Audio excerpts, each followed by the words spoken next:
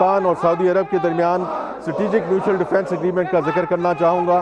ہمارے دونوں ممالک کے درمیان ایمان اور بھائی چارے کا رشتہ پہلے سے موجود تھا، تاہم اس باضابطہ دفاعی معاہدے کی وجہ سے خادمین حرمین شریف کے ساتھ ہمارے تعلقات اور برادرانہ رشتوں کو ایک نئی اور مستحکم بنیاد ملی ہے۔ یہ ہمارے لیے ایک بہت بڑا اعزاز ہے، لیکن ساتھ ہی ہمارے لیے ایک بھاری اور مقدس ذمہ داری ہے جسے نبھانے کے لیے ہم پورے عزم اور یقین کے ساتھ سعودی عرب کے ساتھ کھڑے ہیں۔ ہمارے تعلقات میں یہ اہم تبدیلی ہماری قیادت کی مرہون منت ہے، جس کے لیے وزیر اعظم پاکستان، فیلڈ مارشل اور ہماری پوری سفارتی اور عسکری قیادت یقیناً مبارکباد کی مستحق ہے۔ جناب اسپیکر، پچھلے مہینوں میں خدائے بزرگ و برتر نے پاکستان کو ایک بے مثال کامیابی دلائی ہے۔ موجودہ دور کی ایک خطرناک ترین جنگ کے دوران امریکہ اور ایران نے پاکستان پر اعتبار کرتے ہوئے اسے اپنے درمیان ایک ایماندار ثالث کے طور پر قبول کیا۔ پاکستان نے اس کردار کو بخوبی انجام دینے کے لیے انتہائی مخلص کوششیں کی ہیں، جو آج بھی جاری ہیں۔ الحمدللہ ہم اسلام آباد پیس ٹاک کے ذریعے امریکہ اور ایران کو 47 سال کے بعد ایک میز پر لانے میں کامیاب ہوئے۔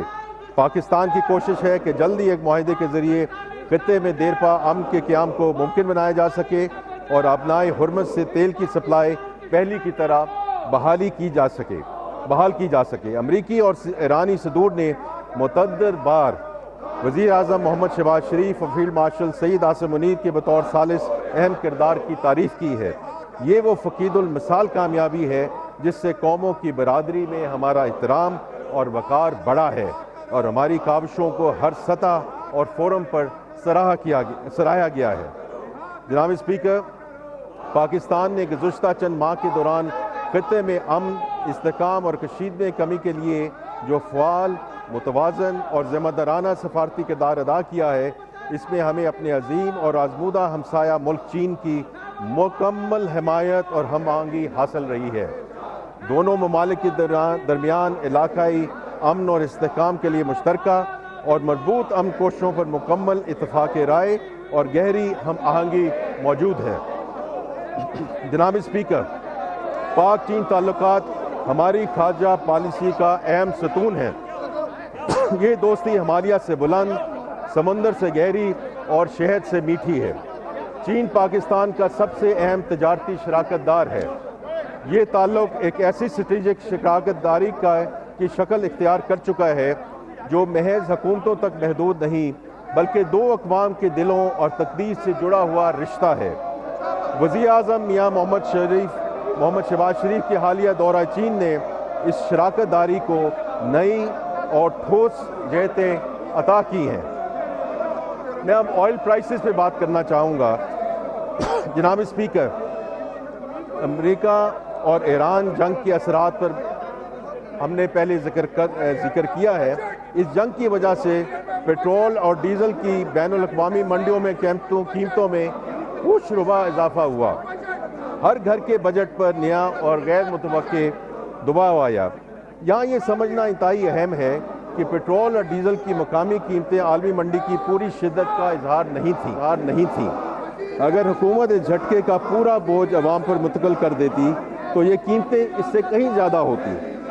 اسی لیے وزیر اعظم پاکستان کی ہدایت پر حکومت نے 128 ارب روپے کی عمومی سبسڈی کے ذریعے عوام کو براہ راست ریلیف دیا۔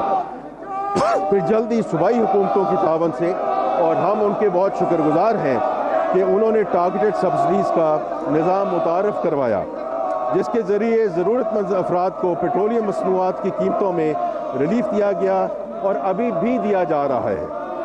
جناب اسپیکر، پاکستان ایک مستحکم معیشت اور معاشی بفرز کے ساتھ امریکہ ایران جنگ کے بحران میں داخل ہوا۔ اس بحران میں جہاں خطے اور دنیا کے دیگر کئی ممالک میں ایندھن کی قلت، پیٹرول پمپس پر لمبی قطاریں اور ایکسچینج ریٹ میں گراوٹ دیکھی گئی، اور ہم سے بہتر وسائل کے حامل بعض ملکوں کو عالمی مالیاتی اداروں کے پاس بھی جانا پڑا، وہاں پاکستان میں حکومت کے بروقت اور مدبرانہ فیصلوں اور مضبوط معاشی بفرز کی وجہ سے ایندھن کو کوئی قلت اور ریشننگ نہ ہوئی، نہ پیٹرول پمپس پہ قطاریں لگیں، نہ کوئی امن و امان کا مسئلہ پیدا ہوا، اور نہ ہی ایکسچینج ریٹ متاثر ہوا۔ बल्कि इस बहरान के दौरान फिच रेटिंग एजेंसी ने पाकिस्तान की रेटिंग को मुस्तहकम करार दिया। जनाब स्पीकर, हमें इस हवाले से अवाम को पेश आने वाली मुश्किलात का इदराक है। इसके साथ ही हुकूमत बैनुल अक़वामी मार्केट में तेल की कीमतों में कमी का फ़ायदा अवाम को मुंतकिल कर रही है। जनाब स्पीकर, ये मौजूदा हुकूमत का तीसरा बजट है, लिहाजा मैं ज़रूरी समझता हूँ कि तकरीर के आगाज़ में पिछले 2 सालों के सफ़र का मुख्तसर अहाता करता चलूँ। हमने ये सफ़र एक मुश्किल मकाम से शुरू किया। वज़ीर आज़म पाकिस्तान की क़यादत में मौजूदा हुकूमत ने अनथक मेहनत से हालात पर काबू पाया है और कई अहम और दूररस नताइज की हामिल मुआशी कामयाबियाँ हासिल की हैं। 2 दर्ज झेल हैं। अल्लाह ताला के फजल व करम से मौजूदा माली साल में सैलाब से होने वाले नुकसानात और अमेरिका ईरान जंग के बावजूद हमारी मुआशी शरह नमू 3.7% तक पहुँच चुकी है। हमारी बड़ी सनतों की पैदावार सलाहियत बढ़ रही है। इस माली साल में लार्ज स्केल मैन्युफैक्चरिंग की शरह नमू 6.1% तक रही है, जबकि खदमात के शोबे में 4.1% शरह नमू सामने आई है। LSM और खदमात के शोबों की शरह नमू पिछले 4 सालों की बुलंद तरीन सतह पर है।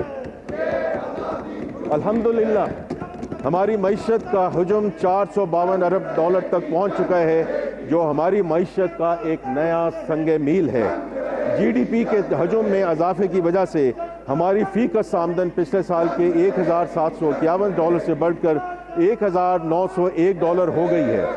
पिछले 2 सालों में पॉलिसी रेट में तारीखी कमी वाक़ हुई और ये शरह 22% से कम होकर 11.5% पर आ गई है। हमारे ज़र मादवा के ज़खायर में भी नुमायाँ बेहतरी आई है। ये 3 साल कबल 4 अरब डॉलर से कम थे और जो अब बढ़कर 17 अरब डॉलर से ज़ायद हो चुके हैं, जो कि तकरीबन 3 महीनों की दरामद के लिए काफ़ी हैं। तरसीलात से ज़र भी नई बुलंदियों को छू रही हैं।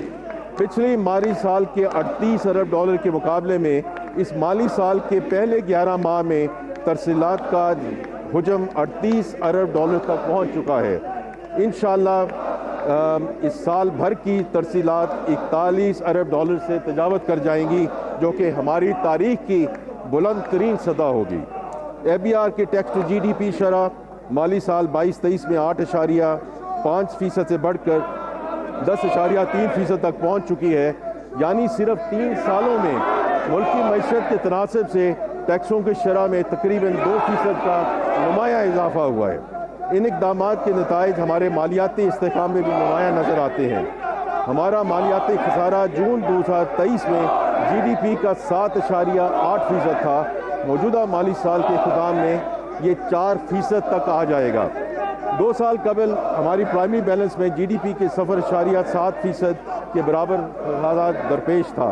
मौजूदा माली साल में हम प्राइमरी बैलेंस को 1.6% के सरप्लस तक ले आए हैं। इस तरह प्राइमरी बैलेंस में GDP के हिसाब से 2.3% की बेहतरी आई है। पिछले माली साल में अफरात ज़र की शरह गुज़श्ता साल की 23.4% से कम होकर 4.5% तक आ गई थी। मौजूदा साल के दौरान भी ईरान अमेरिका जंग के बावजूद भी महंगाई की औसत शरह तकरीबन 7% रहने की तवक्को है, जो कि मौजूदा माली साल के तखमीना 7.5% से कम है। हालिया महीनों में अफरात ज़र की शरह में इजाफा हुआ है, जिसकी बुनियादी वजह मुश्किल वस्ता की कशमकश है। इंशाअल्लाह जंग के बादल छटे तो महंगाई की शरह भी कम हो जाएगी। हमारे मुआशी और मालियाती इस्तेहकाम की वजह से